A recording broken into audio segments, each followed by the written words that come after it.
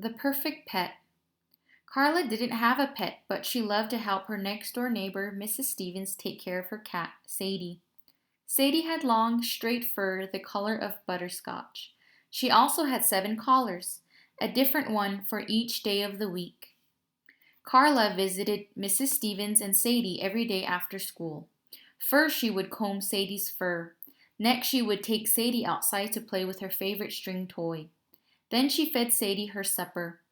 Last, she always gave Sadie a big hug and a scratch under her chin. One day, Carla's mother said, "I've noticed that you take such good care of Sadie, Carla.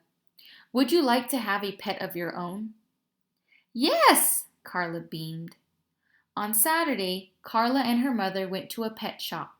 Carla looked at a row of fish tanks. The fish glimmered with many beautiful colors, but Carla didn't want a fish.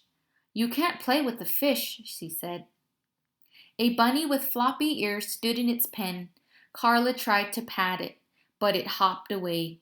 "You can't hug a bunny that hops away," she said. Carla and her mother tried to find a pet for Carla at an animal shelter. Carla scratched a friendly-looking dog under its chin, and it drooled on her. "I don't think I want a pet that drools," she said. Then Carla noticed a cute puppy with curly hair. It liked to play, it liked to be hugged, and it didn't drool. Carla's mother asked how much it weighed. "She only weighs 4 pounds now," said the shelter worker, "but she'll probably be over 80 pounds when she's full grown." Carla's mother stepped back. "That's too much dog for our little house," she said. "I'll never find a pet as wonderful as Sadie," Carla thought. "Sadie is the perfect pet." Back at home, Mrs. Stevens was outside looking worried. "Oh dear," she said.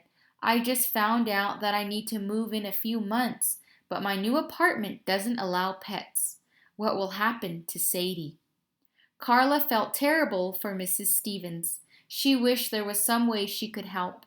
Suddenly, Carla broke into a grin. "Don't worry, Mrs. Stevens," she said.